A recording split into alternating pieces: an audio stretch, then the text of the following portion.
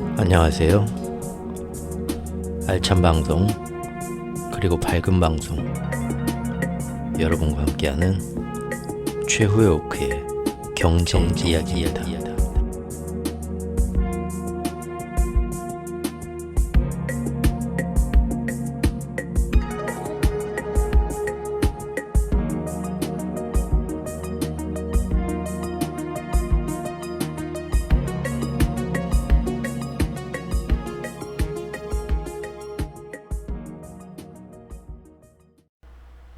안녕하세요. 최호크입니다. 드디어 이제 비가 오기 시작했는데 어디 지금 비가 많이 오는 지역이 좀 있을지 좀 걱정되네요. 제가 있는 곳은 그냥 편안하게 조금씩 내리고 있는데 이번 주도 한번 잘 지내보기를 바라고요. 오늘은 지금 유럽 상황에 대해서 조금 군사적인 관점에서 이것이 결국은 우리 곡물가하고 앞으로 에너지 가격하고 물가 인플레, 우리는 금리 그런 거에 어떤 영향을 미치게 되는가 한번 같이 살펴볼 수 있는 시간을 가지도록 하겠습니다. 점점 뜨거워지는 유럽이라고 제목을 잡아봤습니다. 그 전에 방금 전에 제가 지난 영상에 대해서 원래 유튜브에 댓글을 잘 안 다는데 한 분 그 얘기에 댓글을 좀 달아봤습니다. 그 브릭스 회의 결과로 판도라의 상자가 열린 것처럼 제가 말을 했는데 거기에 대해서 이제 바로 이어진 잭슨홀 회의에서 그에 대응하는 브릭스에 대응하는 뭔가가 또 강경책이나 뭔가 나오지 않을까 하고 기대를 하셨던 분이 계신 것 같은데 아무것도 안 나와서 예상보다 너무 허무했다 그런 감상을 올려주셨는데 잭슨홀에서는 그런 게 나올 수가 없죠. 왜냐하면 이제 잭슨홀은 표면적으로 브릭스 같이 그런 뭐랄까요, 잭슨홀은 전 세계 중앙은행장과 경제 전문가들이 다 모여가지고 이거저거 막 상의하는 자리입니다. 브릭스 회원국도 얼마든지 올 수도 있는 자리고 여기가 무슨 기축통화 달러 패권 자리로 달러를 쓰는 나라들끼리 모이자 하는 그런 자리가 아니죠. 그렇지만 이제 중요한 건 뭡니까? 이 안에서는 미국과 유럽을 중심으로 하는 그 중앙은행장들의 금리 정책에 따라서 전부 이제 달러의 영향을 받는 지금 세상이기 때문에 이 사람들이 금리 방향을 앞으로 어떻게 잡아가려고 하는가 거기서 힌트를 얻어가지고 각국의 이제 경제 전문가들과 중앙은행장들도 앞으로 이걸 참고해서 우리도 경제 피해가 최소화되는 방향으로 어떻게든 우리 정책을 잡아야겠다고 그런 거를 또 엿보는 자리라서 뉴스에 나오는 거죠. 그렇지만 분명한 건 그 안에서 미국과 유럽의 중앙은행장들은 자기들끼리 뒷방에서 이번 브릭스 결제 시스템에 대해서 기득권을 놓치지 않기 위해서 앞으로 자기들이 금리나 이런 통화 정책에 대해서는 어떤 식으로 자기들이 또 가야 될지를 나름 이제 논의하기 시작했을 거라 봅니다. 뭐 하루 이틀에 답은 안 나오겠죠. 하지만 이제 시간이 지나면서 여러 정치권과 경제권에서 또 어떤 식으로 사람들 대세를 이렇게 몰고 가는가가 보면은 대충 이제 슬슬 그 윤곽이 나올 거라 봅니다. 그리고 사실 이 브릭스 회의 판도라가 열리고 브릭스 회의 그 신페트로 달러라고도 할 수 있는 이런 거대한 그 영모의 씨앗 이런 것 때문에 앞으로 오게 될 얘네들이 브릭스 잭슨홀부터 해가지고 앞으로 어떤 식으로 세상에 영향을 미치게 될 건가를 사실은 저번 회원 전용 영상에서 크게 다뤘습니다. 대충 한 3가지로 예상되는 상당한 그 위험성을. 근데 이제 죄송하긴 한데 그걸 이제 회원이 아닌 분들은 볼 수가 없어서 죄송하긴 한데 어쩔 수 없는 게 상당히 그게 어떤 면에서 보면 저의 어떤 그 쭉 이런 블로그에서부터 이런 흐름이나 이런 걸 예전부터 같이 해오신 분이 아니면 제가 어떻게 보면 사회 불안을 야기하는 그런 아주 못된 세력으로 좀 오해를 살 수도 있어요. 가감 없이 이렇게 나오게 될 경제나 어떤 그 우리의 생활에 대해서 위험성 이런 거 조심하자 하는 것들 예측되는 거를 얘기했는데 그런 것들이 이제는 점점 그런 거를 함부로 얘기하기가 힘든 제가 이제 가끔 어떤 제가 챙겨보는 뉴스들의 밑에 댓글 보면 사람들의 어떤 그 극단적인 성향이 갈수록 더 심해지고 있습니다. 이제는 정말 입조심해야 되는 시대가 됐어요. 그래서 그냥 저도 뭐 지금 뭐 구독자가 몇 명 되지도 않는데 여기서 회원 전용 영상으로 돌리면은 뭐 이게 저한테 도움이 되겠습니까? 구독자가 늘어나는데 별 도움도 안 됩니다. 그렇지만 이 얼마든지 이런 자료들이 나중에 마녀사냥을 당할 수 있어요. 점점 더 그런 근거가 되기 때문에 자꾸 이제 조심스러운 얘기는 숨겨야 되는 입장입니다. 그 어쩔 수 없다는 거 좀 양해해 주시고요. 오늘 또 오늘하고 이제 하루 이틀 걸쳐 가지고 지금 세계에서 지금 그 조성되고 있는 전쟁의 영향, 그리고 이것들이 우리가 그 뒷모습을 살펴봤을 때 어떤 식으로 얘네들이 지금 더 끌고 가려고 하는 것까지 다 예상치가 나올 텐데, 거기에서도 민감한 부분은 상당히 어쩔 수 없이 회원 전용 비공개 영상으로 돌려야 됩니다. 그러지 않으면 아주 난감한 상황이 올 수도 있으니까 좀 양해를 해 주십시오. 제가 좀 고민을 좀 했는데, 혹시라도요, 정말 지금 나는 학생의 입장이다. 나이가 어린 학생의 입장인데, 뭐 회원 전용 영상을 이렇게 보고 싶다 하는 분들은, 회원 전용 영상 이 멤버십 제도는 제가 막 마음대로 그렇게 엿장수 마음대로 바꾸듯이 할 수가 없어요. 이거는 구글에서 모든 통제권을 갖고 있더라고요. 예를 들어서 제가 요금제가 마음에 안 들어서 바꾼다 그러면은 그 전에 한 요금제하고 거기 들어온 회원분들 전부 다 폭파시켜야 됩니다. 다 회원 탈퇴시켜버리고 새로운 요금제를 하겠다라고 저기다 신청을 해야 며칠 뒤에 거기서 심사해보고 구글에서 허락을 해주면 거기에 맞춰서 또 새로 싹 해가지고 새로 회원을 또 모집해야 돼요. 그 가입을 또 받아야 돼요. 굉장히 좀 까다롭게 돼 있어. 문제 뭐 애플이나 구글이나 자기들 앱스토어에서 좀 많은 수수료를 받으면서 자기들 맘대로 이렇게 횡포를 부리잖아요. 가진 자 갑의 위치에서. 유튜브도 마찬가지더라고요.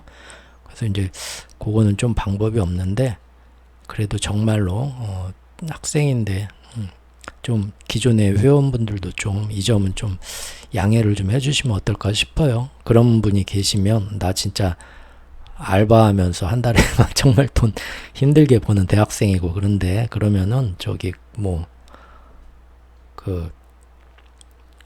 네이버 블로그 공지란에 비밀 댓글로 학생이라고 딱 구차하게 힘들어요, 내가 그런 얘기 할 거 없이 그냥 학생이라고만 딱 적어 주십시오. 그러면 제가 서로 이웃을 제가 추가를 해 드릴게요.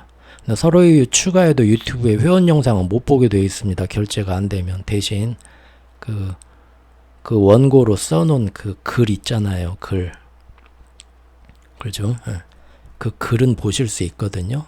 그 정도로 조금 어떻게 좀 꼭 원하는, 나는 정말 한 달 18,000원 너무 부담된다 하시는 분 있으면 좀 양해를 구하고 그런 방법도 어떨까 싶습니다. 예. 오늘 이제 얘기 시작해 보겠습니다. 점점 뜨거워지는 유럽인데요.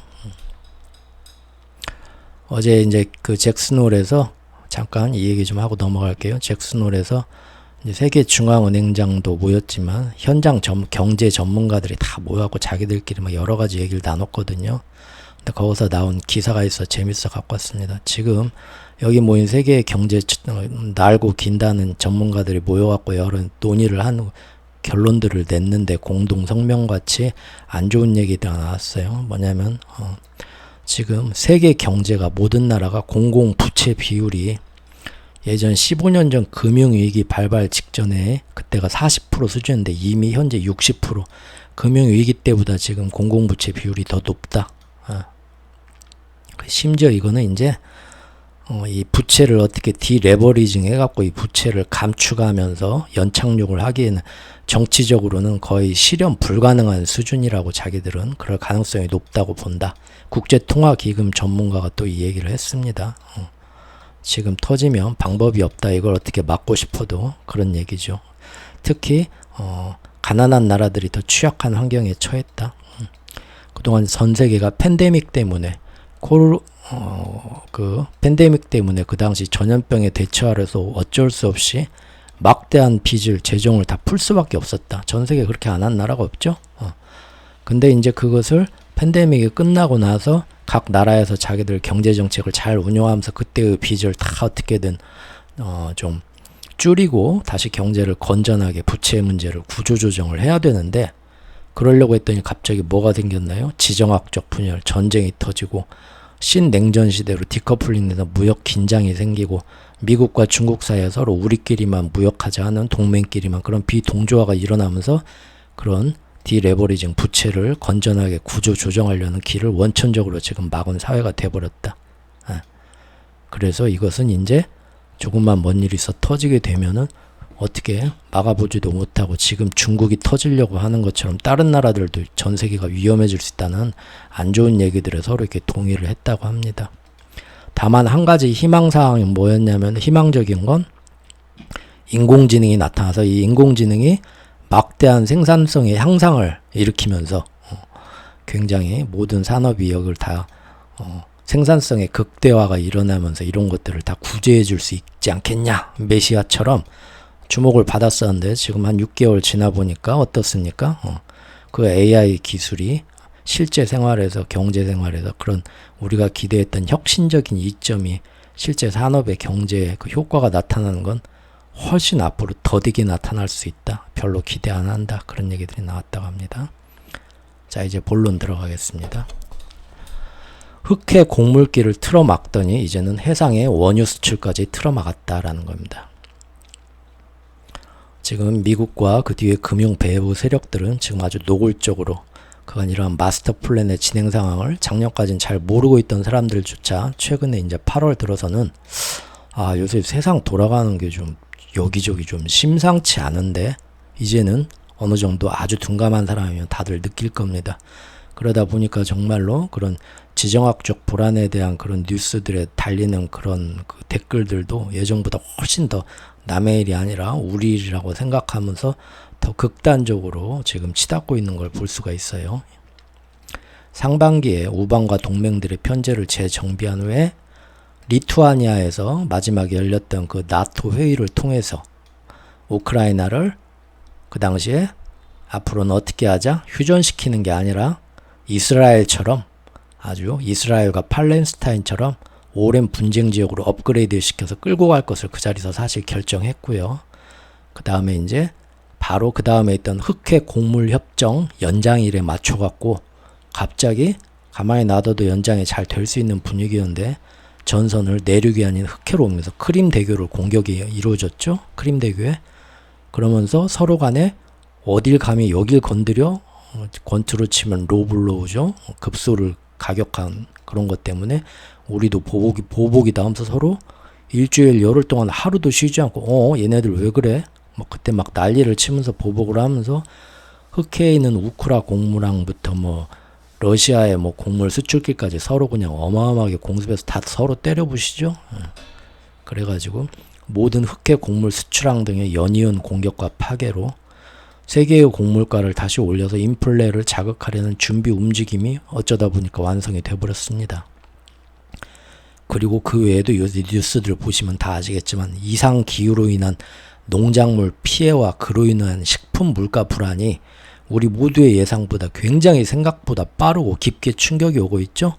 이런 것들 충격은 이상기후로 인한 농산물과 식료품 물가가 불안해진 거는 5년 10년 가면서 점점 그렇게 되겠지 생각했는데 금년 초부터 전 세계 지금 산불, 폭우, 뭐 지진, 화산 지금까지 단 하루도 빼놓지 않고 전 세계에서 아주 무슨 뭐 지옥같이 모든 일이 펼쳐지고 있죠. 여기저기서. 그러다 보니까 전 세계 곡물이 농사가 다 망치고 영향을 받으면서 지금 우리나라만 해도 지금 금년 지금 야채값이랑 뭐랑 이번 그 얼마 전 폭우 때문에 지금 추석 물가 다들 지금 벌벌 떨고 계시죠? 너무 무섭죠? 야채 과일 가격. 그것도 모자라서 이제 사실 예전에 그 중동 지역 갈등 조장으로 유가나 그런 것들을 자기들 마음대로 좀 컨트롤 해보자, 사실 그런 욕심이 미국 쪽에 있었던 것 같은데 그게 잘 안 됐죠. 왜냐하면 이스라엘의 총리와 그 뒤에 이제 대통령이 있고 대통령을 사실상 뒤에서 꼭두각시로 부리고 있는 진짜 그 이제 실세는 총리죠. 근데 그 총리가 총리를 지지하는 세력이 우리나라로 치면 뭐 예전 뭐 어버이 연합 그런 것처럼 그 구구파인데, 이스라엘의 구구파인데, 이스라엘의 구구파는 뭐를 그렇게 극렬하게 편향돼 있냐? 옛날 그 유대교 경전으로 모든 세상이 흘러간다는 겁니다. 그래서 그 지금 네타냐후 총리의 그 뒷배경이 되는 세력은 그 안에 있는 종파 중에도 제가 잘 모르지만 우리나라 저기 뭐 그 개신교에도 뭐 장로파 뭐 예수회파 뭐 그렇게 나뉜 것 같더라고요. 그것처럼 그 유대교에서 나눠 있는데 지금 현재 정권 배후에 있는 건 가장 그 극렬한 파라서 자기들의 그 모든 그 신의 말씀을 듣고 전달해주는 랍비는 어렸을 때부터 정규교육은 절대 받지 않고요. 국영수도 안 배우고요. 아, 좀 부럽네요. 오로지 그 몇천 년 전부터 내려온 경전만 율법 전서 달달 외듯이 그것만 외고 탁 물어보면 야, 몇 페이지 몇 쪽에 뭔지 뭐가 있어 하면 달달달달 자다가도 나올 정도로 그것만 외고요. 그것이 어떤 의미인가 해석하고 알려주고, 예. 그 다음에 모든 정치, 경제, 사회, 교육 분야도 그 사람한테 가서 상담을 하면 현대 교육을 하나도 안 받고 경전만 평생 공부한 사람이 옛날 경전에 이런 얘기가 나와 있다. 그러니까 지금 경제나 사회나 뭐 이런 정치나 애들 교육은 이렇게 가야 된다 해주면 그 말이 맞습니다 하고 전부 그것만 따르는, 아주 어떻게 보면 뭐 저기 뭐 태평양에 있는 원시 토인들 섬에서 뭐 주술사가 뭐 하는 그런 이루어지는 일 같죠. 근데 실제 지금 그 종파가 지금 세력을 정권을 잡았습니다. 그래서 지금 거기는 뭐 내분이 일어나기 직전이도 이스라엘은 지금 경제도 망가지고 있고요. 사회가 완전 분열되기 직전이죠. 왜냐하면 뭐 걔네들이 그 개정하려고 했던 게 법원 사법부에서 우리나라로 얘기하면 그 헌법재판소 같은 그런 기관에서도 그런 기관이 판단하는 것보다 더 위에 자기들 그 종파의 입법기관의 그런 마지막 결정이 그것보다 더 우위에 있게 만들려고 헌법을 바꾸려고 하는 거예요. 결국은 옛날 그 뭐 재정일치 사회처럼 신의 그 신탁을 받는 최고 랍비가 얘기해 준 대로 모든 그 나라 결정이 이루어지고 거기에 대해서 헌법재판소나 대법원도 뭐라 토를 못 달게 만들겠다는 거죠. 그러니까 이제 국민들이 다 거리로 뛰어나온 거죠. 뭐 미국이 사실 이스라엘이랑 손잡고 뭐 이란이랑 이런 데 자극하면서 중동을 자기들이 전쟁의 위험으로 몰아가면서 중동을 예전처럼 마음대로 주도권을 잡고 컨트롤을 분열시키면서 자기들 마음대로 컨트롤할 수 있기를 바랬는데, 그래서 항상 그 이란에 막 핵무기 뭐 개발한다 해서 막 그러고 있었잖아요. 근데 이제 이 네타냐후와 극렬 우파가 미국의 그런 얘기 듣지도 않고 자기들 그것만 지금 자기들 나라 안에서 이스라엘 안에서 어떻게 하면 신의 말씀이 헌법재판소보다 위로 가게 좀 해볼까, 그것만 신경 쓰느라고 말을 안 들어요. 그래서 놔버렸죠 바이든이. 아, 이놈들 상대 못할 놈들이네 갖고 원래는 항상 이스라엘 새로운 총리가 오면 백악관으로 항상 쫓아오는데 이번엔 지금까지 초청도 안 했죠. 아이, 꼴 보기 싫어하고 아예 상대도 안 해준단 말이에요. 그랬는데 이제는 뭡니까? 미국도 흑해에서 러시아의 이제 주요 원유 수출항들을 이제 저기 그 젤렌스키가 우크라이나가 군사기지 공격이라는 구실로 갑자기 공격하기 시작하면서 곡물 수출항뿐만이 아니라 원유 수출항도 공격하면서, 그래서 흑해에서 러시아 원유 수출뿐만 아니라 거기서 이제 그 항구를 이용해서 세계로 퍼져나가는 카자흐스탄 원유 등 유라시아 대륙에서 흑해를 통해 나가는 주요 원유 수출길도 이제는 거의 막아섰습니다. 쭉 한번 빠르게 훑어보겠습니다.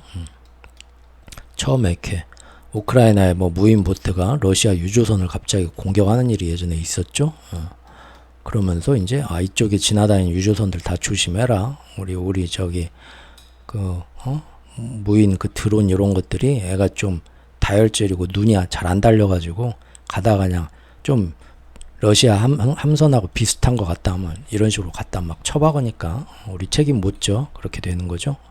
흑해의 전투는 곡물 수출길만 막아놓는 게 아니었고요. 계속해서 서로가 복수전이라면서 맞받아치는 동안에 자연스럽게 흑해의 해상 원유 수출길도 틀어막게 되었습니다. 여기 보시면 이게 크림반도죠. 요건 아시죠? 여기 지금 요게 크림반도고,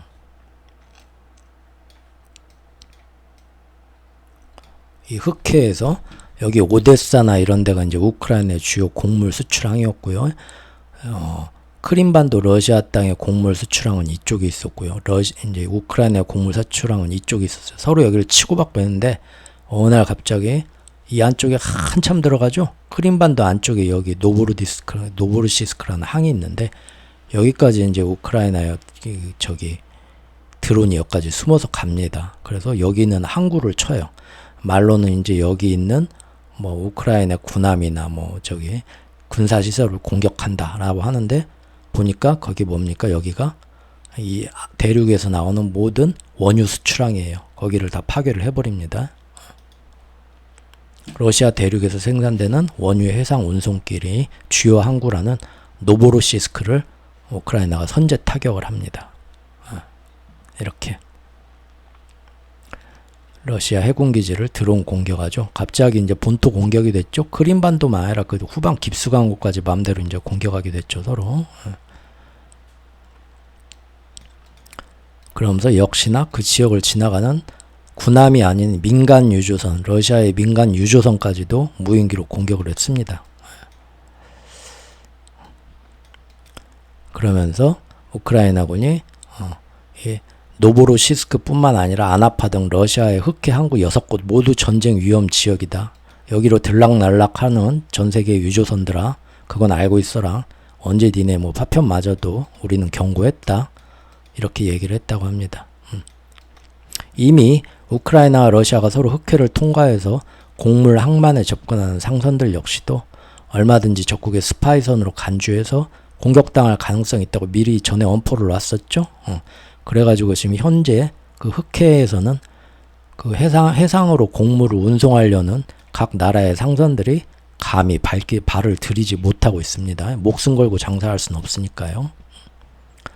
예전 뉴스인데 러시아 해군도 역시 흑해에서 사방 배에 경고 사격을 하고 있다. 여기로 누가 그러니까 돈 벌다고 배를 몰고 들어가겠어요. 그랬는데 이제 쉬지 않고 우크라이나가 아까 보신 것처럼 선제적으로 크림반도 후방 깊숙한 곳에 원유 수출항인 노보로시스크까지 공격하고 나서 역시나 양국이 여기 해당 지역 운행하는 유조선들에도 언제든 격침당할 가능성이 있다라고 엄포를 놓아가지고 그러면 당연히 유조선들도 여기를 무서서 못 가죠. 이제 틀어막은 겁니다.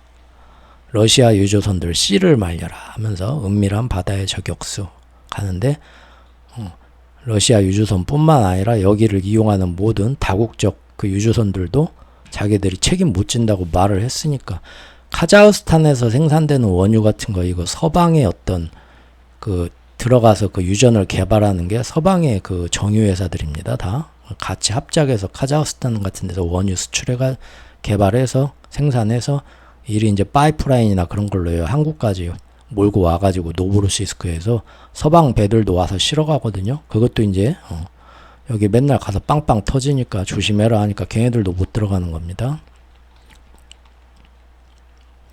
자, 이렇게 됐다는 거죠. 사실 이제 이런 걸 보면 단순히 우리가 그냥 곡물 수출이나 뭐 이 원유 수출에 대한 책임을 무조건 푸틴하고 러시아 탓으로만 언론에서 이렇게들 얘기를 지금 우리한테 전해지는 대한민국 언론에서는 그렇게 얘기를 하고 있는데 사실 이거에 대해서는 조금 우리가 한 번쯤 생각해 볼 가치도 있다고 생각합니다. 왜냐하면 이런 영국의 BBC나 외국 언론들 보면 이런 새로운 어떤 분기점이 되는 이 공격 양상의 변화에 대해서 확실하게 어떤 우크라이나의 어떤 전투 변화가 이런 영향을 가져왔다라고 자기들은 제대로 평가를 하거든요. 근데 우리나라는 이제 그런 거는 그런 거보다는 항상 푸틴 때문에 또 곡물가가 어쩌고 또 어디가 파괴돼서 민간이 맨날 그런 것만 이제 감정적인 뉴스만 나오니까 물론 푸틴이 절대 잘했다는 거 아닙니다. 다만 이런 걸로 인해서 우리한테 어떤 우리나라가 당장 영향을 받게 되는 곡물가나 에너지 수입가 그걸로 지금 우리나라 지금 에너지 여기서 많이 들여와요. 실제 흑해길을 통해서 그런 것 때문에 지금 에너지 싸게 사가지고 전기를 생산해야 한전이 적자가 안 나는데 이것 때문에 한전이 당장 적자가 또 납니다. 더 크게 난답니다. 위험해지는 거죠. 예. 어쨌든 지금 보면은 특히나 이 원유 수출기를 막은 건 누가 뭐라 빼도 박도 못하고 먼저 노브로스시스크 항을 공격해가지고 이쪽에 가는 원유 상선들이 유조선들이 다 못 가게 막은 것은 누가 봐도 먼저 시작한 거는 우크라이나가 확실하거든요. 하지만 여기에 대해서도 그 피해를 고스란히 우리나라를 포함한 아시아 국가들이 지게 되었는데 에너지 가격이 갑자기 오르거든요. 이것 때문에.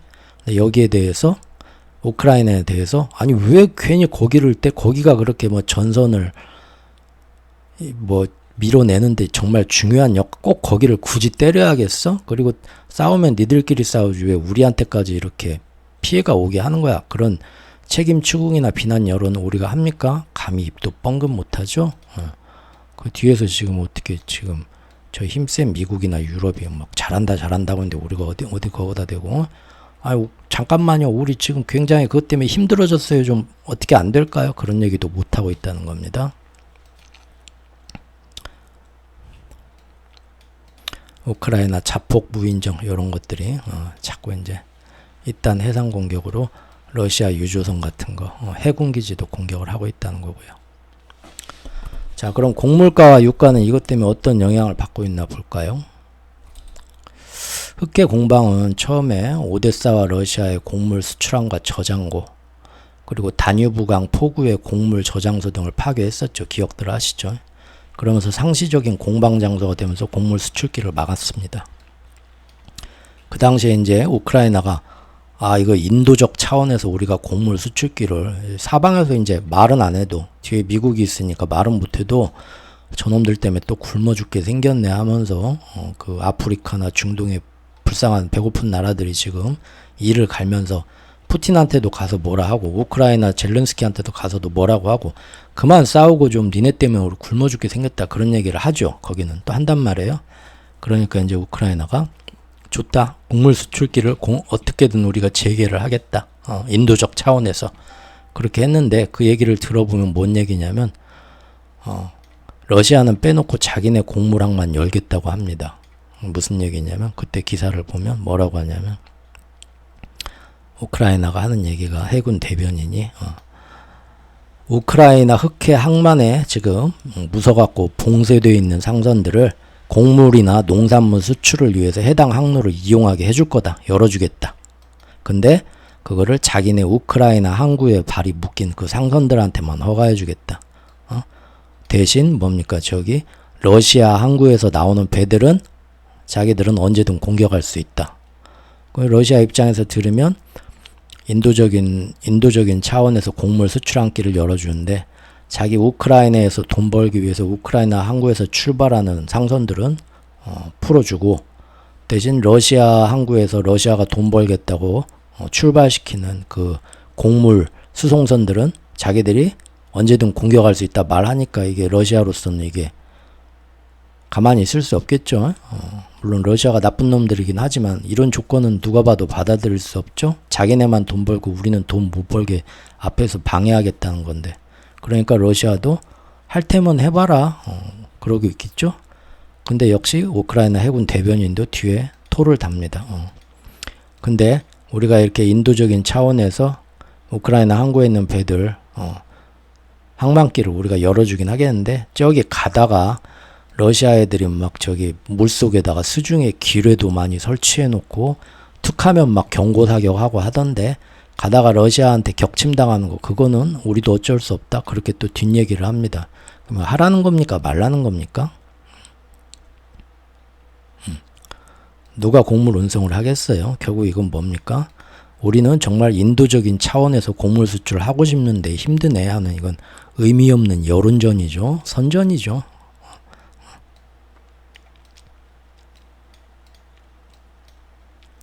실제로 독일의 한 곡물 거래상이 얘기하기를 야 이거 말 들어보니까 러시아가 뭐 우크라이나 항구에서 출발하는 뭐 다국적 그 곡물 수송선들 우리가 절대 건드리지 않겠다고 러시아가 그렇게 약속하고 나오지 않는다면 누가 여기다가 지금 가서 인도적 차원에서 아무리 길을 열어준다고 해도 누가 여기서 가서 곡물 실어오려고 하겠냐? 말도 안 된다. 그런 얘기를 했다고 합니다. 그리고 또 까마귀 날자 배 떨어진다고 이 두 나라의 곡물 수출을 이렇게 협상을 시키면서 중재자 역할을 하는 게 튀르키예죠. 그래가지고 실제로 그 튀르키예 항만의 그 곡물 중간 저장소에 갔다가 또 저장해서 여기서 검수 받고 해서 또 수출하고 그러거든요. 근데 이 튀르키예에 있는 곡물 저장소도 예전에 얼마 전에 급작스런 원인을 알 수 없는 폭발 사고가 나면서 여기 있는 저장고 16개 중에 13개가 파손 조금 이렇게 손상됐습니다. 이게 언제적 뉴스냐면요. 3주 전 뉴스라고 나오는데 아무튼 이제 그때 한창 막 흑해 곡물 수출길이 완전히 막혔을 때였어요. 막혀가지고 튀르키예가 어떻게 중재를 해볼까 했던 시점에 또 이런 사건이 아주 불우하게 터졌습니다. 예. 이런 현상들 때문에 곡물가는 지금 실제로 영향을 받고 있습니다. IMF는 이 영향으로 앞으로 곡물값, 전 세계 곡물값이 최대 15%까지 상승할 수도 있다고 얘기를 꺼냈습니다. 전 세계 주요 국가의 인플레이션은 현재 둔화하고 있지만 식품 물가는 여전히 고공행진 중이고 오히려 이런 전쟁 영향 때문에 더 오를 수 있다. 그 얘기는 이제 왜 그러냐? 우크라이나 전쟁의 영향이 있고 흑해 곡물 수출 협정이 중단된 영향이 있고 또 전 세계 기후변화로 지금 곡물 생산량이 많이 타격을 입기 때문이다 라고 얘기를 했다고 합니다. 즉 곡물 수출 경제에서 시작된 이 보복전들은 우크라 드론이 갑자기 나 너무 화가 나 말리지마 하면서 러시아 크롬반도 후방에 아까 지도 봤죠? 후방 깊숙이 있는 노보로시스크 항구까지 날아가가지고 거기에 정박 중인 러시아 군함을 미리 공격하겠다라는 명목으로 그곳의 원유 수출 기반 시설을 파괴하기 시작했는데요. 이곳은 흑해를 통한 러시아의 주요 원유 공급 라인도 있지만 서방의 주요 원유 업체들이 카자흐스탄에서 개발된 많은 원유를 파이프라인으로 한국까지 가져와서 유럽과 아시아로 많이 수출하는 그쪽 지역의 유일한 수출항입니다. 사실상 결국은 오펙 플러스의 감산과 상관없이 또 한 번 이 우크라이나 전투를 이용해서 세계로 퍼지는 곡물과 원유 공급 라인을 틀어막기 시작한 겁니다. 지금 성공했죠. 지금 이렇게 됐죠. 예. 그러니까 얼마 전부터 휘발유값, 경유값 여러분들 많이 올라가는 거 체감하시죠? 운전하고 다니시는 분들 뭐야 이거 또 왜 이렇게 많이 올라 지금. 유가, 곡물가가 다시 들썩이고 있죠. 여기 사진 한번 볼까요? 7월 6일부터 8월 사이 한 달 사이에 지금 전 세계 원유 가격이 이만큼 올랐다는 겁니다. 많이 올랐죠. 굉장히. 바로 이 우크라이나 전투 영향 때문입니다.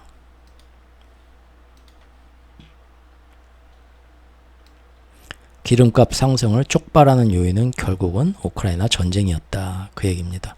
그런데 이 노보로시스크 항에서 노보로시스크 항구에서 이번에 젤렌스키가 우크라이나가 먼저 선제 공격해서 지금 그쪽 전부 세계 모든 나라의 그 유조선이 못 들어가게 막은 그 러시아의 그 노보로시스크 항구는 여기는 대부분 거기에서 나오는 정유는 누가 실어가냐? 아시아권 정유업체가 수입하는 것으로 알려졌다. 우리나라 뭐 여러 나라 뭐 아시아에 있는 정유업체들이 여기치 수입해가요. 그런데 여기가 틀어막혔으니까 어떻게 됩니까? 가격이 확 오르겠죠? 아시아의 원유값, 석유값, 정유값은 확실하게 우크라이나 영향을 더 많이 받아갖고 저기 뭐 유럽이 영향받지는 않겠죠. 유럽은 뭐 아시아권들이 지금 영향을 크게 받고 있다는 겁니다. 월스트리트 제가 뭐 월스트리트 저널에 나온 얘기를 들어보면요. 거기에서도 똑같은 얘기합니다. 러시아는 자국산 원유와 카자흐스탄 원유를 세계 시장에 수출하는데 노보로시스크 항을 지금까지 이용한다. 그런데 우크라이나가 러시아의 수출 중심지를 그걸 틀어막기 위해 타격하려 한 것이다라고 자기들도 분석을 했습니다. 예. 이거 뭐 제가 뭐 괜히 뭐 우크라이나 젤렌스키 음모설에 빠뜨리려고 이렇게 비난하려고 없는 얘기 지어서 하는 게 아닙니다. 서방의 언론들도 그렇게 얘기를 하고 있어요. 예. 그럼 앞으로 유가가 계속 쭉 올라갈까요? 곡물가는 뭐 이 정도 올라가고 지금 영향이 오는데 유가는 좀 복잡합니다. 제가 항상 얘기하지만 유가, 원자재, 원유 저는 이런 거 무서워서 잘 안 들여본다고 신경도 안 쓴다고 했죠.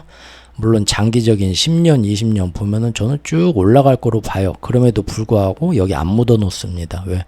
마음고생 너무 심해요. 여러 가지 정치적 변수, 선물 시장의 변수, 개인이 덤빌 어떤 전쟁터가 아니라고 어마어마한 그 투기적 헤지 펀드들이 모여드는 자리고 우리 아마추어들이 낄 자리가 아니라고 제가 항상 말씀드렸죠. 변수가 너무 많고요. 왜냐하면 유가 상승의 문제는 곡물과 달리 앞으로도 여러 가지 정치적 변수가 많습니다. 여기에 또 얼마 전에 이제 브릭스 회원국과 G7 간에 서로 유가 컨트롤 주도권 싸움이 이제 여기에 또 더 첨가될 거고요. 더욱더 그래서 단기적인 앞날 예측은 굉장히 무의미하다고 봅니다. 하지만 그래도 사우디는 빈살만은 어떻게 해서든 오펙의 수장으로서 자기들 네옴시티와 비전 2030을 성공시키기 위해서 유가가 어느 수준 이상으로는 절대 안 떨어지게 하방을 확실하게 맡아줄 거고요.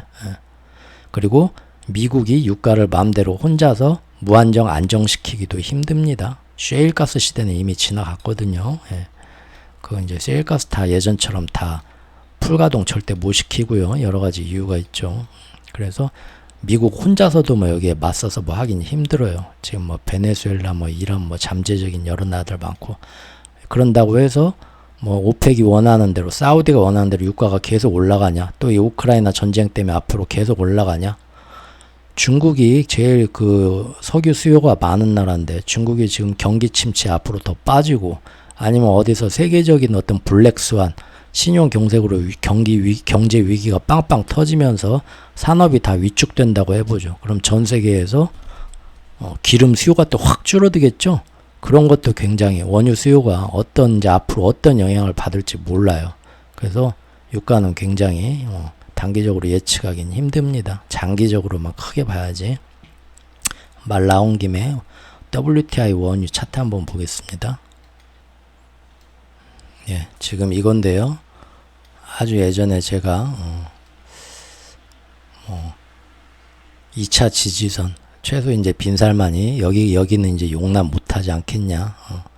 그리고 이제 70달러 선에서 여기가 이제 넘냐 안 넘냐는 건데 결국 이렇게 떨어졌어도 2차 지지선은 막아내고 70달러 부근에서 왔다 갔다 하면서 여기를 지켜냈죠. 오랫동안. 그리고 이제 오르기 시작했는데요. 금년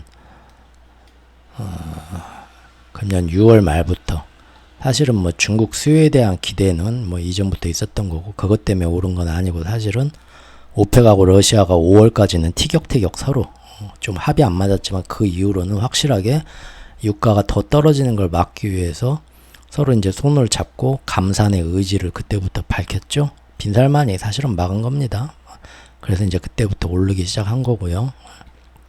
그러지만 아직도 보면은 이 두 가지 이 첫 번째 박스권과 두 번째 박스권인데 두 번째 박스권을 탈출해서 첫 번째 박스권으로 올라갔습니다. 그리고 여기 기술적으로 굉장히 중요한 지지선이나 저항선이 있거든요. 예전부터 여기 내려오다가 말고 또 올라가려다 부딪히고 했더니 지금 점선으로 된데 여기를 얼마 전에 한번 훅 넘더라고요.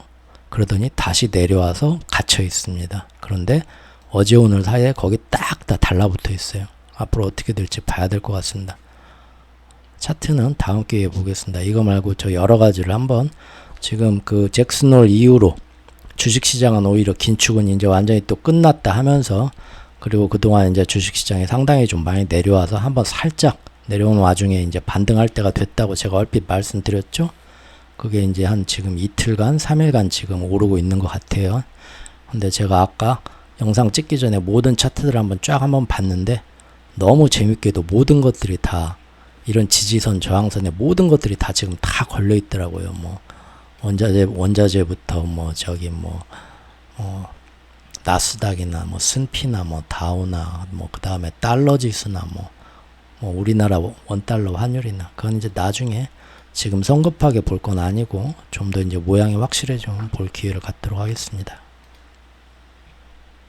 어쨌든 우리가 뭐 그런 거 신경 쓰지 말고 봐야 될 건 이거죠. 이러한 이 전쟁으로 인한 유가의 공급망 경색은 당장 우리 같은 아시아의 에너지 수입국들 어딥니까? 우리나라죠.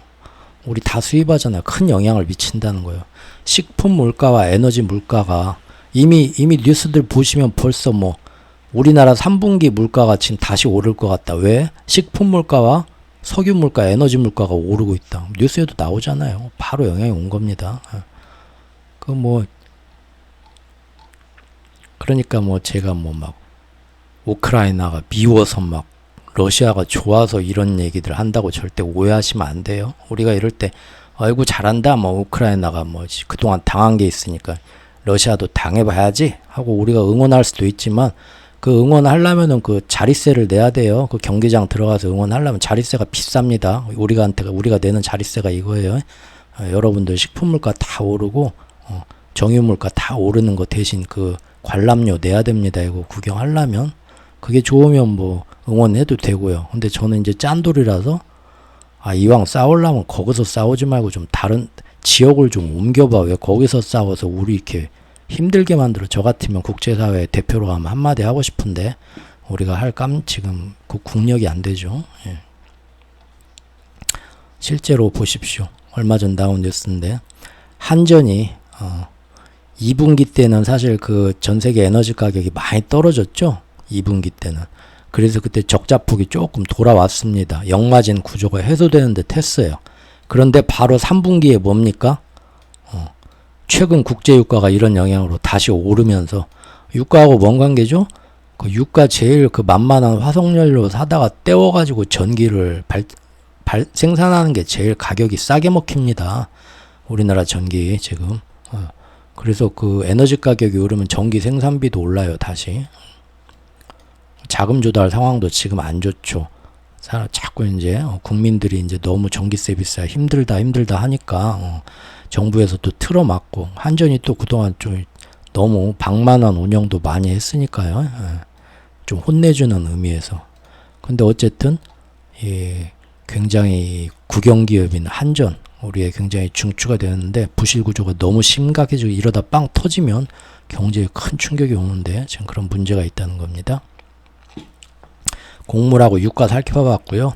원자재가 하나 더 있는데 원자재 역시도 예전부터 제가 말씀드렸지만 이런 에너지와 거의 비슷한 그런 시장이라고 했죠.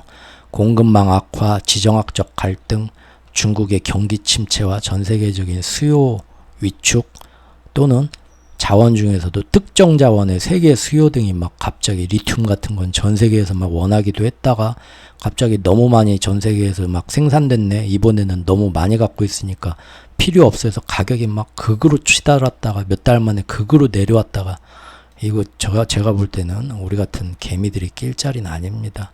거기에 또 선물 시장의 투기 세력, 쏠림 현상, 거기서 뭐 슈퍼 콘덴고 현상, 미리 막 그 몇 달 뒤에 가격을 보고 선물이 막 가격이 말도 안 되게 현물 가격하고 어떤 괴리 현상이 일어나는 막 그런 거. 그야말로 아수라장입니다. 여기 기사 제목도 딱 나오잖아요. 도박의 끝판왕. 도박의 끝판왕 리튬 광산주. 글로벌 광풍. 다음 타자는 구리. 거의 이제 우리나라 2차 전지와 같은 그런 시장의 모습이 국제 원자재의 가격 이런 시장에서 일어나고 있다는 얘기입니다. 그런데 굳이 우크라이나 전쟁 지역이 아니더라도요. 이미 세계 곳곳에서 식량의 중요성과 곡물 인플레, 그로 인한 농사로 인한 인플레이션, 즉 에그리플레이션, 에그플레이션의 위험은 아주 빠르게 지금 고개를 들고 있습니다. 사실상 작년에 전쟁의 영향으로 곡물가가 아주 크게 높아 올랐다가 금년에 이제 엄청나게 그 충격은 지나갔다 해서 엄청 많이 떨어졌다 말들 하잖아요. 그 전쟁 부분을 근데 싹 지우고 그동안 10년 동안 쭉 오른 걸 봐도요. 국제 곡물가는 지금까지 꾸준히 우상향 중입니다. 그리고 최근에는 이제는 이상기후, 이거 하루 이틀에 해결될 문제 아니죠? 그 기울기는 계속해서 더 높아지고 가팔라질 것입니다. 개인이 곡물이나 이런 식량 부분에 대해서 제대로 어떤 그 가격에 반영되는 투자할 때가 있다면 저도 투자하고 싶습니다. 노후를 보고. 근데 아까 얘기한 것처럼 또 그거를 유통하는 애들 또 그 문제는 또 틀려요. 많이 좀 공부를 하고 알아봐야 되는 분야라고 생각을 합니다. 예를 들면은 야 지금 산지에서 한우 값이 엄청나게 오른대더라. 그러면은 뭐 여러분들은 뭐 그러면 거기에 투자하는 뭐 상품이 뭐야 하고 올 수도 있는데, 보니까 한우값은 오르는데 여러분들이 투자한 건 계속 막 폭락할 수도 있죠. 왜 그러지? 한우값이 엄청 오른다는데 봤더니 잘못 말했네요. 한우값이 엄청 저기 산지에서 떨어지고, 그래서 뭐 다 한우 농사, 송아지 농사 안 진다 하고 다 농가가, 축산 농가가 때려치는데도 서울에서는 그 유통의 문제 때문에 소고기 가격 절대 안 떨어지잖아요. 여러분들 한우 식당 가서 먹으려면, 그렇죠? 그런 것처럼 여러 가지 사정이 있어서 그 식물이나 저 곡물이나 이런 식량에 대한 것도 어떤 뭔가 좀 저도 이제 앞으로 시간을 내서 한번 좀 살펴보려고는 합니다. 예. 앞으로 어떤 큰 세계의 어떤 그 경제적인 타격이 한번 와서 자산시장이 한번 크게 이제 휘청한 다음에 먼 미래를 보고 투자한다면 절대 이제 저는 지금 예전처럼 크게 이렇게 다시 반등해서 오르는 시대는 없고, 오래도록 전 세계가 경기 침체에서 크게 반등하지 못하고 횡보하는 세상이 올 확률이 더 높다고 보는데, 그나마 거기서 굳이 투자할 때 안전하게 뭘 찾으라 하면 식량이나 곡물 쪽이 있는지 한번 좀 알아봐야 될 것 같아요. 시간을 두고. 기상이변 때문에 우크라 전쟁 말고도 곳곳에서 이렇게 난리가 났다는 겁니다. 이번에 그 중국에 올라갔던 태풍하고 거기 물 난리 나서 뭐 이재민이 막, 우리나라하고는 수준이 다르죠. 막 몇십만 명이 나죠. 중국 곡창지대가 이렇게 다 잠겼죠, 이번에. 중국. 그러다 보니까 뭡니까? 제5호 태풍 독수리 때문에 중국 최대 곡창지대 동북지역이 다 잠기고 치명타를 입어가지고요. 그러지 않아도 요새 오르고 있는 국제 쌀 가격이 더 오를 것이다. 제가 작년부터 주변 지인들한테 쌀 가격 오르니까 많이들 사다 놓자 했는데, 금년 초까지 쌀 가격이 오히려 떨어져서 체면을 구겼습니다. 지금도 우리나라 쌀 가격 별로 안 올랐죠. 좀 올랐긴 하지만. 근데 왜 그런가 봤더니 전 세계에서 유통되면서 소비되는 쌀이 우리나라 같은 이런 찰기가 있는 이 쌀이, 사람들이 몰라요. 우리나라 쌀이 얼마나 맛있는데. 대부분 전 세계 쌀 소비하는 그 인종들이 먹는 쌀이 인도나 태국에서 생산되는 쌀입니다. 그 쌀 이렇게 막 인도 카레에다 이렇게 손으로 비벼 먹는 거 같이 그 막 고슬고슬한 거, 찰기도 별로 없는 그런 거 있잖아요. 걔네들은 또 그게 맛있다고 하더라고요. 그게 이제 전 세계 쌀 뭐 그 소비량의 대부분이에요. 우리나라 같은 이런 정말 우리나라나 일본 쌀 같이 찰지고 맛있는 거 먹는 건 우리밖에 없더라고. 참 좋은 걸 몰라요, 얘네들이. 먹을 줄 맛을 몰라, 맛을. 근데 어쨌든 지금 걔네들 쌀값은요, 인도하고 태국이나 그런 전 세계에 유통되는 쌀들은 이미 아까 얘기한 이상 기후 그런 작물 타격을 작년부터 꾸준히 받아가지고요, 이미 작년부터 금년 사이에 쌀 가격이 50%가 올랐습니다. 대단하죠. 지금 우리나라 맨날 쌀 저기 막 그 뭐 먹는 사람도 없는데 많이 생산돼서 뭐 농가에 더 이상 뭐 쌀 지원금 못 준다, 뭐 생산하지 마라, 뭐 나라에서 맨날 그러는데, 제가 볼 때는 정부에서 어떻게든 사들여가지고 정부미로 쟁여놨다가 우리나라 쌀 안 먹어도 외국에 좀 싸게 좀 팔면 어떨까 싶어요. 니들 몰라서 그러지 일단 한번 먹어봐라. 이게 얼마나 밥이 진짜 윤기가 차르르. 아유, 이 촌놈들아 하고 좀 홍보하고 쌀을 좀, 우리 남는 쌀을 좀 농가도 살리고 외국에도 수출길도 좀 개척하면 어떨까 싶은데, 지금 그렇게 많이 올랐습니다. 쌀 가격이 외국에서는. 인도가 수출 금지하고 있고요. 태국도 생산 감소하고요. 날씨 때문에요, 다. 예. 인도 역시도 날씨 때문에. 우리나라가 일단 먹고 살아야겠다. 외국에서 아무리 비싸게 준다고 해도. 그래갖고 수출을 제한하는 거죠. 인도가 전 세계 쌀 수출량 1위고요. 2위하고 3위가 태국하고 베트남이랍니다. 야, 우리 쌀 진짜 맛있는데. 아깝네요.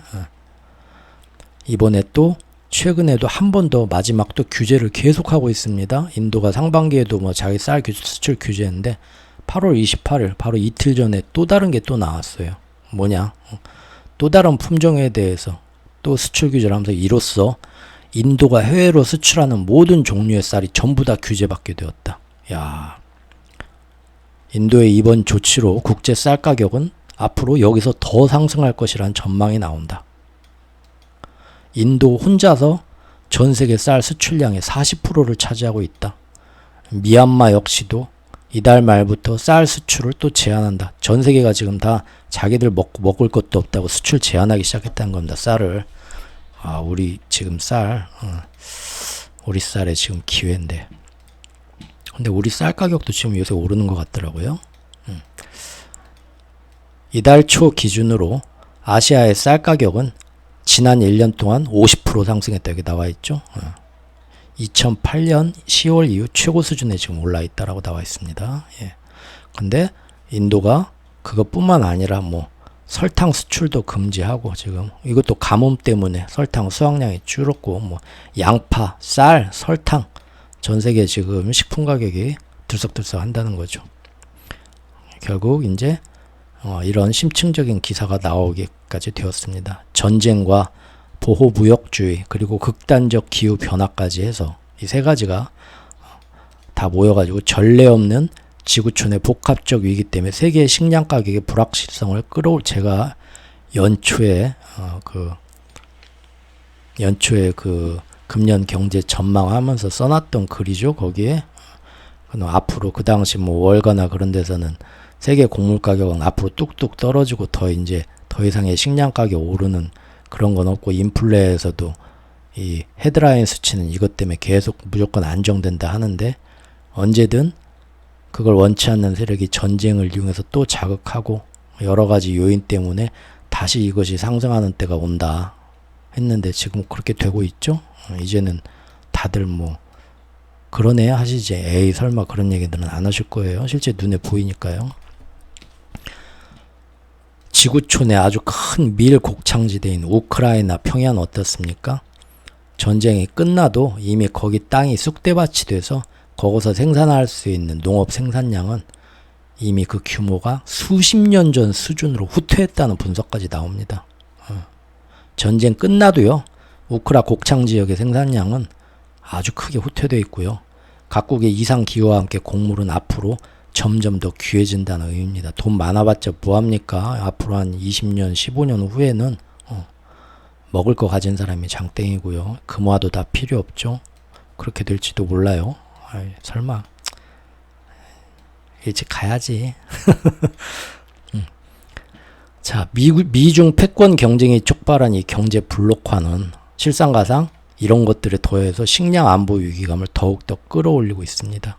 그리고 글로벌 식량 공급망에 직격탄을 날리고 있는데 뭐 이런 우크라이나와 러시아와 인도나 태국 같은 문제만이 아니더라. 외국 사람들이 먹는 여러 가지 그 주요 식료품이 어디서 남부 유럽에서 많이 생산되는데 남부 유럽이 금년 내내 40도로 웃도는 폭염이 이어지고 산불이 이어지면서 거기 농산물 다 꽝이고요. 다 지금 망쳤어요. 대평원으로 불리는 그나마 이제 우리 서방의 마지막 희망. 미국 중서부 지역 막 비행기로 농약 뿌리고 하는 데 있잖아요. 거기에 일단 사람 들어가서 행방불명되면 동서남북 못 보고 거기서 굶어 죽죠. 아주 위험한데 그 정도로 넓은 농작 지역인데 여기 역시도 128년 만에 찾아온 최악의 가뭄으로 지금 씨름하고 있답니다. 결국은요. 일부 전문가는 앞으로 상품이든 에너지 원자재 그런 거 얘기하는 거죠.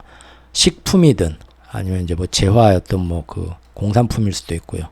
이 모든 것들이 공급과 가격 변동성은 이런 지정학적 갈등과 이상 기후, 미중 패권 갈등 때문에 더 커지고 예측은 불가능해졌다. 그렇죠? 제가 아까 단기적 예측은 무의미하다고 했잖아요. 이런 상황이 이제는 근데 잠깐이 아니라 뉴 노멀이 도래했다. 이런 시대가 오래 갈 거다. 그런 얘기 지금 나왔다고 합니다. 네. 예전부터 제가 했던 얘기가 이제 6개월, 1년 가면서 언론에서도 똑같은 얘기가 나오고 있다는 거예요. 수출 금지의 전쟁, 기상기후, 엘니뇨까지 배고픈 겨울이 온다. 당장 이번 겨울 걱정하는 기사도 나왔습니다. 예. 자, 이렇게 흑해 곡물 협정을 파기했는데 인도 등의 주요 농산물 나라가 곡물 수출 제한하는 게 겹쳤고요. 또 여기에 전 세계 이상기후로 농작물 피해까지 겹치면서 갑자기 지금 삼중고가 되었습니다. 그렇기 때문에 에그플레이션은 앞으로 이러나 저러나 앞으로 상당 기간 우리 물가를 위로 끌어올리면서 지속할 준비는 이미 끝난 상태입니다. 물론 이러한 곡물가 폭등으로 향후 다시 인플레가 날뛰게 되어도요. 세상 사람들은 이거를 이렇게 판단하기보다는 전부 뭐라고 뉴스에서 알려주는 대로 러시아와 푸틴 오직 얘네들 탓이 없다는 건 아니지만 모든 책임이 다 오직 얘네들 탓인 것처럼 몰고 갈 겁니다. 그렇게 해야지 인플레가 왜 지금 왔는가 주범이 이렇게 하나하나 다 따지고 다게 되면 모두 다 책임론에서 자유로울 수가 없고 사람들이 점점 전쟁 빨리 이러지 말고 전 세계를 위해서 니들 뭐 이런 여론이 나오는데 그런 걸 원하지 않죠. 감정적으로 휘둘리는 언론에 의해서 자기들 마음대로 조종하는 그런 세상을 이 기득권들은 원하기 때문에 폴 크루그먼 노벨상 수상한 저기 경제학자신데 저는 뭐 예전부터 이분을 어떤 그 관치 언론, 관영 언론의 대변인으로 정부의 입장, 미국의 입장을 대변하는 그 가짜 학자처럼 저는 좀 폄하하고 있었죠. 이번에도 역시 이 사람이 나와서 식품물가 노벨 경제학상 수상자 한 사람인데 이렇게 파악을 안 하고 무조건 식품물가가 상승하는 것은 러시아가 우크라이나를 침공했기 때문이다 라고 딱 분석합니다. 그러면 뭐 바빠서 이런 거 저같이 다 이렇게 하나하나 찾아보지 않은 사람들은 아이 저 노벨상 수상하신 분이 말했으면 그렇겠지 하고 지금 넘어가는 거죠. 네.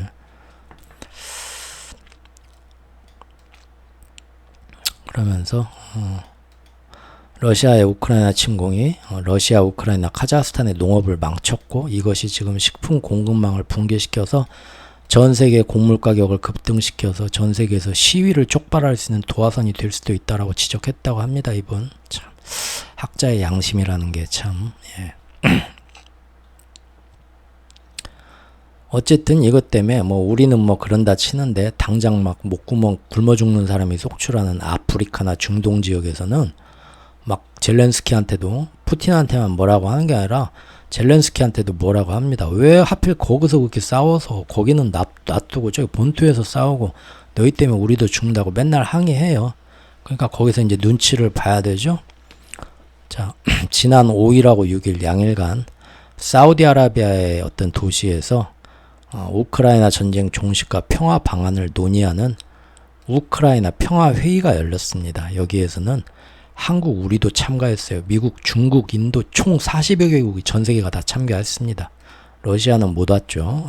불참했는데 우크라이나가 이 자리에서 굉장히 주도적인 회의를 어떤 주도를 하면서 뭐라고 했냐면 지난달에 흑해 곡물 협정을 전격 파기한 러시아로 인해서 정말 그럴까요? 지금 우리 저랑 같이 그동안 여러 번 살펴보신 분들은 알겠지만 전격 파기하게 먼저 원인 제공도 상당히 많이 했죠.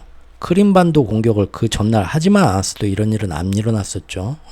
이미 튀르키예 대통령이 이미 푸틴한테 확답 받아서 이번에도 무난히 연장될 것으로 다 뭐 8, 90% 확률로 다들 예상하고 있던 차에 갑자기 그 일을 크림대교를 폭파시켜 갖고 그걸 얼마나 크림대교가 그 상징적인 그 푸틴의 철밥통 지지층들한테 중요한 건가는 예전에 제가 프리고진 사태 다룬 영상부터 자세히 말씀드렸었죠. 그거 이제 영린입니다. 건들면 안 되는 데인데 알고 있는데 건드려가지고 그렇지만 이 자리에서 뭐라고 합니까? 역시나 흑해 곡물협정을 전격 파기한 건 러시아 책임이고 이것 때문에 전 세계전 식량 위기가 가중되고 있다. 여러분들 지금 다 굶어 죽게 생긴 거는 푸틴 러시아 탓 때문입니다 하면서 여기서 주도적으로 반러 여론을 형성하고 있다라는 기사입니다. 그러면서 국제사회의 비판을 촉구했다고 합니다. 뭐라고 하냐면 우크라이나산 곡물을 수급받지 못하는 아프리카 빈국의 고통이 너무 커지고 있다. 그러니까 어떻게 해야겠냐? 다시 그러면은 그러면 다시 러시아하고 협상 자리에 앉아서 저기 다시 그 곡물 수출길 다시 열자고 회담 다시 해. 그게 아니라 해결책이 뭐라고 젤렌스키는 주장하냐면 러시아에 대한 추가 제재가 불가피하다. 얼마나 저기 이 상식이 있는 사람이 들어도 그런다고 뭐 저기 자기들은 이제 유리하게 다 하는 거죠. 물론 제가 뭐 러시아 편들고 우크라이나 침공이 지금 잘했다는 건 절대 아닙니다. 예. 이 와중에 미국과 러시아 사이의 중립국들을 잔뜩 불러 모아가지고요. 미국과 젤렌스키 주재로 우크라이나 평화회의를 개최했고요. 여기서 특히 러시아와 우크라이나 식량에 목맨 아프리카 회원국들한테도 식량을 무기로 자기네 편 들어줘라. 러시아 규탄하는데 너희들도 동참해라. 종용하면서. 그러면은 이제 자기들이 어떻게든 우크라이나 곡물 니네한테 좀 보내주도록 신경 써보겠다. 은근히 이제 협상 거는 거죠. 푸틴도 이런 거 가만히 보고 있으면 안 되겠죠? 푸틴도 열심히 아프리카의 중립국들, 이 중립국들은 미국 편도, 우크라이나 편도 안 들고 러시아 편도 안 들면서 여기서 나오는 곡물에만 목을 매다는 애들인데, 푸틴도 굉장히 발빠르게 나갑니다. 이번에 그 브릭스 회의에서 화상으로만 참가했지만 여기서 얘기하죠. 식량 사정이 좋지 않은 아프리카 6개국에 우리는 뭐 이런저런 말 없이 바로 그냥 무상 지원하겠다. 운송비도 우리가 대주겠다. 공짜로 주겠다 이겁니다. 지금 6개 나라가 어디냐. 뭐 이렇게 6개 나와 있고요. 그래서 그 뭐 우크라이나가 뭐 치사하게 뭐 자기들 저기 서명 규탄 대회 뭐 그 가두 시위하는데 그 서명 거기다가 서명란에다 뭐 주민등록이랑 번호랑 서명하고 지장 찍으면은 뭐 쌀 한 봉투씩 준다고 했다고? 그럴 필요 없다. 야, 우리는 그냥 무상으로 저기 배에다 씻어러 택배도 저기 무료 택배로 해서 보내줄게. 예, 뭔 막 나오는 거죠 서로 지금. 결국은 그 중립국들을 서로 자기 편으로 끌어들이기 위해서 식량을 이용해서 이런 모습이 나오고 있다는 겁니다.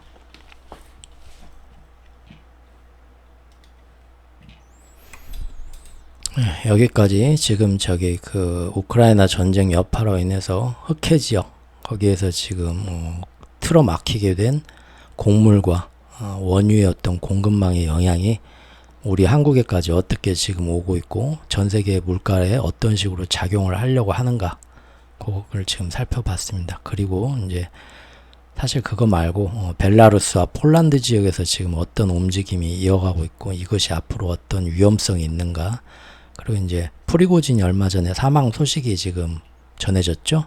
그런데 이제 프리고진이 뭐 정말로 뭐 어떻게 해서 죽었는가 그런 거는 여기서는 뭐 알 수 없습니다. 뭐 상상의 나래만 돌릴 뿐이지. 근데 그 전부터 바그너 그룹과 벨라루스 그다음에 폴란드 그런 삼각관계로 인해서 그 전부터 어떻게 여기서 군사적 긴장이 고조되었고 왜 이제 벨라루스 대통령이 중재자를 자처하면서 프리고진과 바그너 그룹을 중간에 이제 자기네 그 국토 안에 주둔을 시켰는가 그 이유가 뭔가. 그리고 그때부터 이제 차곡차곡 서로 간에 이제 폴란드하고 군비 경쟁에서 쌓여온 것이 이번에 또 어떤 사건을 계기로 인해 갖고 지금 거기서 우리나라 남북한처럼 지금 어떤 이제 국지전이나 이런 것이 터질 준비가 되어 있는가 그 복잡한 속내는 죄송하지만 회원 전용 영상에서 다루겠습니다. 왜냐하면 이것도 굉장히 논쟁의 소지가 있기 때문입니다. 이해해 주십시오.